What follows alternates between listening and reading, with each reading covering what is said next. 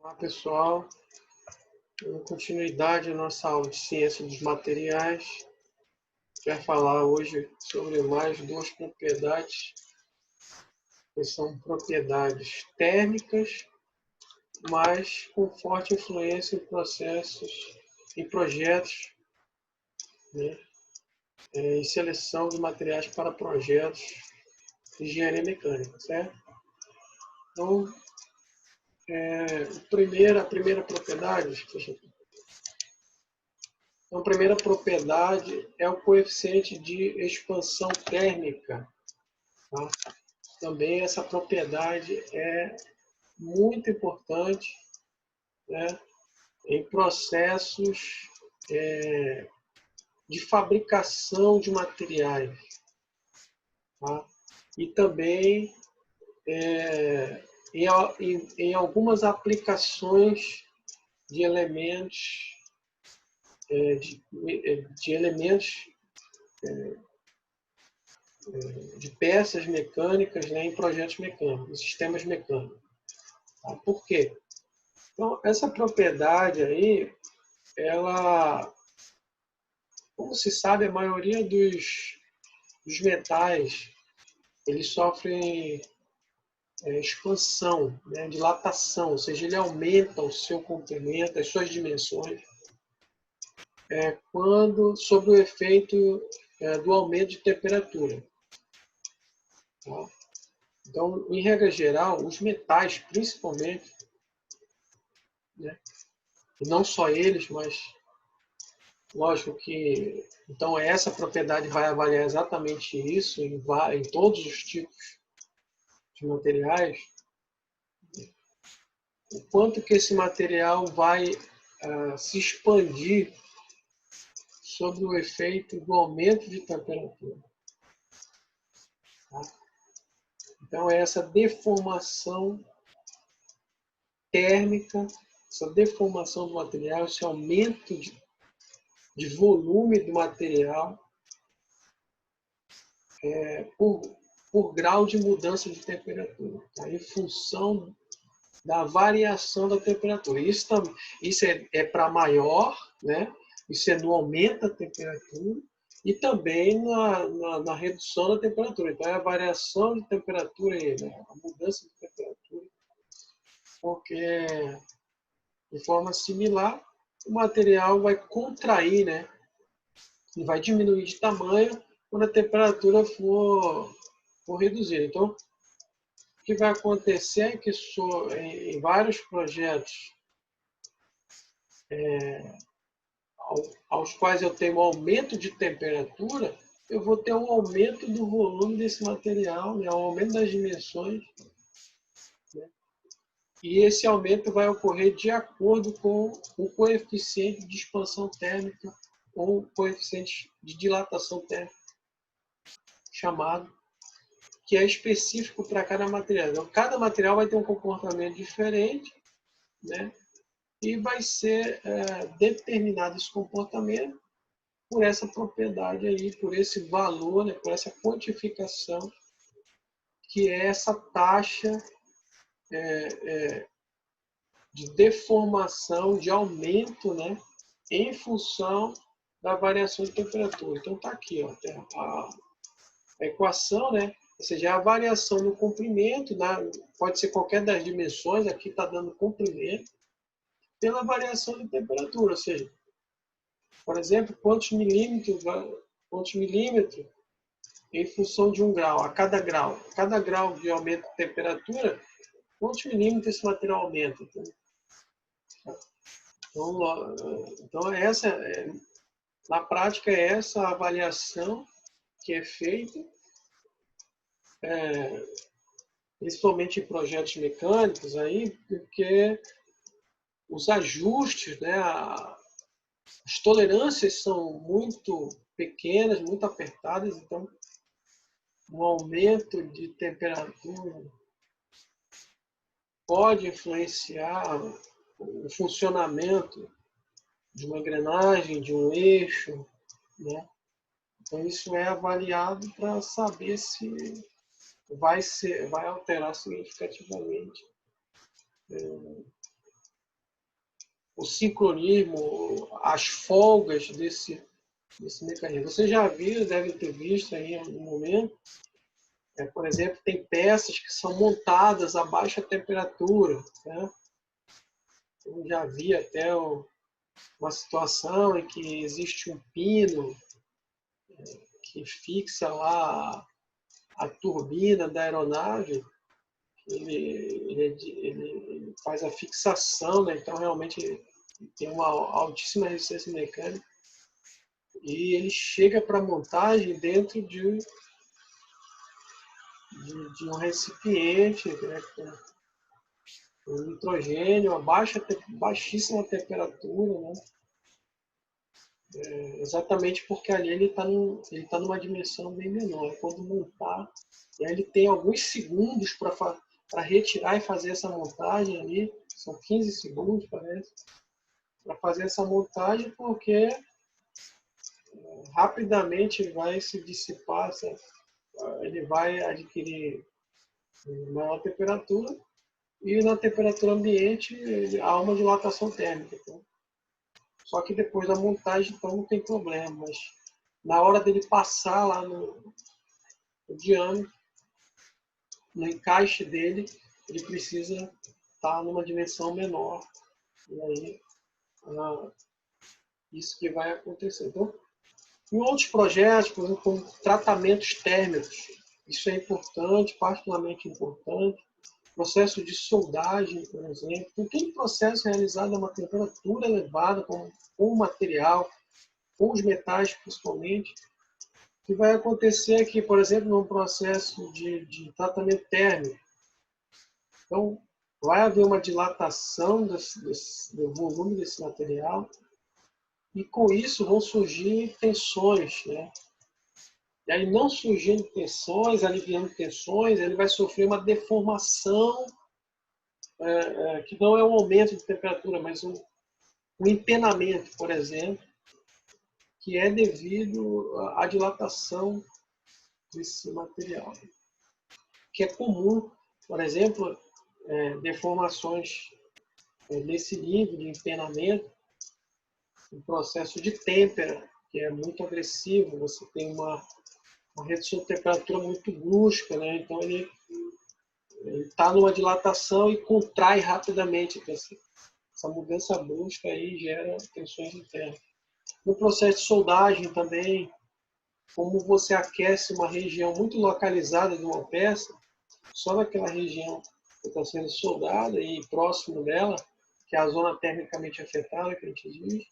Então, nessa zona, há uma dilatação, né, do material, ou seja, ele aumenta de volume. Então, ele tende a empurrar a periferia, né, que está mais rígida, e aí isso aí gera tensões, gera deformações, né?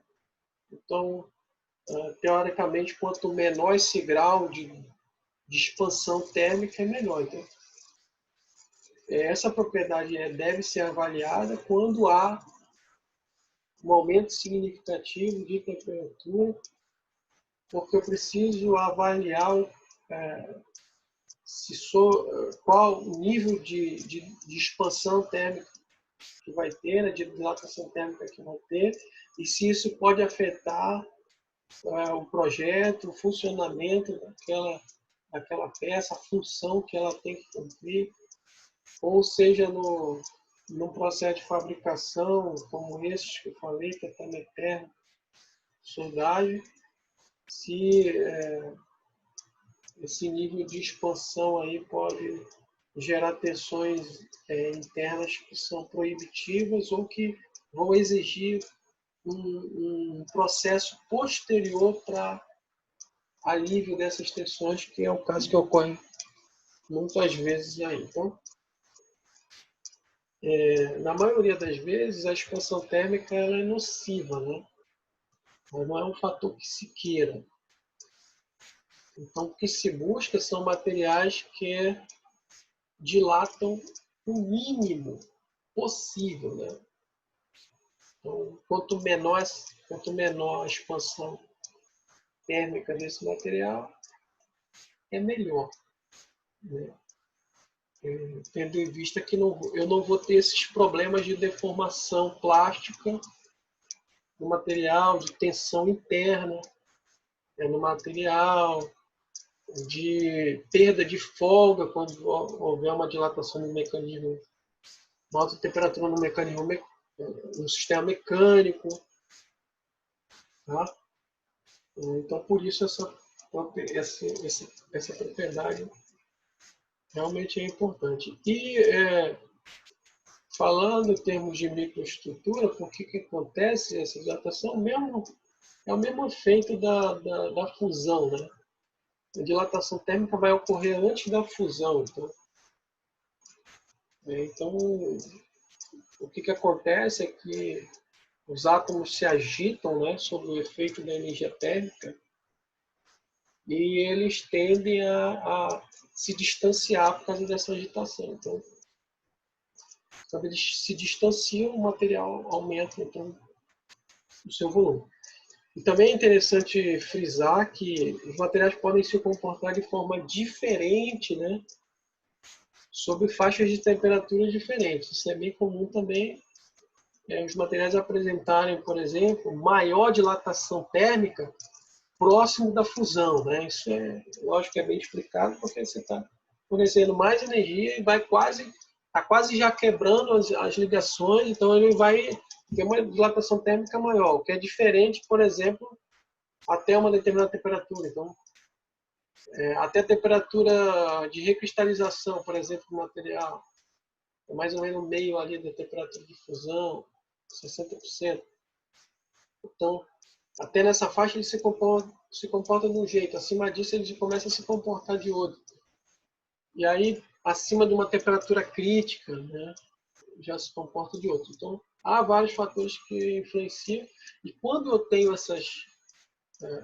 esse coeficiente diferente nessas faixas de temperatura, então ele deve ser avaliado de forma diferente também, dentro daquela temperatura que é possível. Então, lembre que, se reportando a questão da seleção de materiais no projeto, a primeira coisa que deve ser definida é quais as temperaturas às quais esse material vai estar sujeito no seu funcionamento. Né?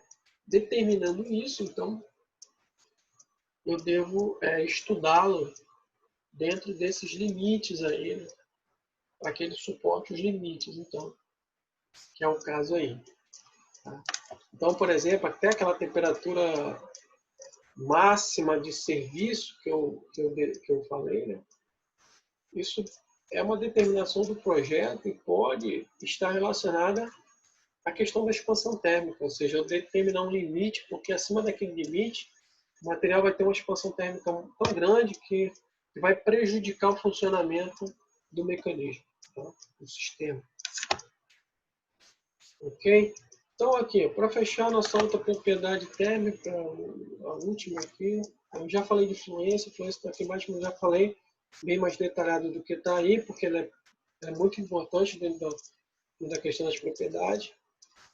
Eu vou falar da resistência ao choque térmico. Também aí é bem simples, né? Então, lembrando novamente, mais uma vez, que eu preciso entender primeiro as condições aos quais estarão sujeitos o meu projeto. Isso vai estabelecer os objetivos que eu tenho. Então, por exemplo, aí na questão da resistência ao choque térmico, se houver variações bruscas de temperatura, numa pequena fração de tempo, aquela questão da peça que está muito quente, você está próximo da temperatura de fusão e rapidamente essa peça é resfriada, né, com algum fluido, com água mesmo, então isso indica que a peça está sujeita a choque térmico. Você tem uma redução de temperatura muito brusca, que é o que ocorre na têmpera, né? Tratamento térmico de têmpera. Então, se eu tenho essa queda brusca de temperatura, eu preciso avaliar se o material ele vai ter resistência. Isso ocorre, por exemplo, em muitos casos, em matrizes de fabricação com material fundido. Fundição, por exemplo, né, que utilizam moldes permanentes, moldes metálicos. Então, esse metal ele precisa ter resistência ao choque térmico. Tá? Por quê? Ele recebe o metal líquido a alta temperatura, né, principalmente isso aí em ligas não ferrosas, moldes metálicos de aços, né? E aí depois, ele não é resfriado naturalmente, ele é resfriado com água, né? Então circula nas suas cavidades água a baixa temperatura para que haja um resfriamento rápido, para que eu possa abrir esse molde e retirar rapidamente a peça. Então, a indústria precisa ser dinâmica, não dá para mim ficar esperando a peça resfriar naturalmente, né? Então, preciso resfriar para tirar logo ela do molde. Preciso injetar novamente metal líquido para fabricar outra peça, isso aí. Então, dentro dessas condições, o material precisa resistir bem ao choque térmico, aí, essa mudança brusca de temperatura num tempo muito curto, né? Então, isso é muito agressivo para o metal. Tem a ver com a questão de dilatação, porque aumentou a temperatura de fusão, por exemplo, aí do alumínio, 600 graus nessa faixa, vai reduzir bruscamente para a temperatura ambiente, muito rápido. Ou ali próximo, 50 graus Celsius, mais ou menos, para me retirar a peça. Tá? Então, e assim, em fração de segundos, né? 2, 3 segundos vai resfriar. Então é muito rápido. Então o material dilata e contrai, dilata e contrai. Ele fica nessa dilatação e contração. Dilatação, então tem a ver com a dilatação térmica. Sim, isso gera tensões internas, dilatação térmica. E essas tensões vão aumentando, a tendência é gerar trincas no material, ele vai começar a se romper, né, que a gente chama de fadiga térmica. Né? Na verdade, ela tem uma causa no choque térmico, mas ela ocorre pela incidência de tensões internas. Então, o material está trabalhando mecanicamente, internamente ele está trabalhando, e tem uma hora que isso vai superando o seu limite elástico, ele começa a surgir microtrincas nessas trincas. Isso é bem comum em moldes, como eu falei, né? Por isso que o molde ele tem uma vida útil, ele se enche de trincas e existe a manutenção também, mas tem um nível que essas trincas estão tão profundas que não é mais possível recuperar, o molde perde realmente o seu dimensional inicial, e aí a melhor coisa é realmente substituir. Né? Ok? Então aí falei sobre isso, resistência ao choque térmico. Né? Então, as propriedades térmicas elas estão muito relacionadas, mas não são iguais. Né? Eu preciso avaliar sempre. São muitas propriedades, nós vimos. Então sempre eu tenho que partir do ponto de partida do objetivo do meu projeto, as condições às quais ele vai estar sujeito, e aí simplifica a minha análise, porque eu vou focar realmente naquilo que é importante, né? Então, dentro da seleção dos materiais. Ok? Então, isso vale para projetos, vale para melhorar projetos, porque em muitos dos casos eu tenho um projeto deficiente, tem um problema que ele é crônico, que ele vem se prolongando, se repetindo, e aí eu posso fazer uma análise, entender o que está acontecendo, o que não foi bem avaliado e sugerir mudanças, melhorias que possam estar. Então, aqui eu fechei a minha parte a parte de propriedades, vocês podem ler, né, propriedades térmicas aí que são importantes, tá? Para projetos térmicos, ou para projetos, desculpa, elétricos, eletrônicos, né? Então, mais estudado para engenharia elétrica, mas leiam aí também esse conteúdo, não vou prolongar mais, porque a gente precisa ir para outros assuntos aqui. Ok? Então, boa aula aí, aproveite o vídeo, bons estudos e até o próximo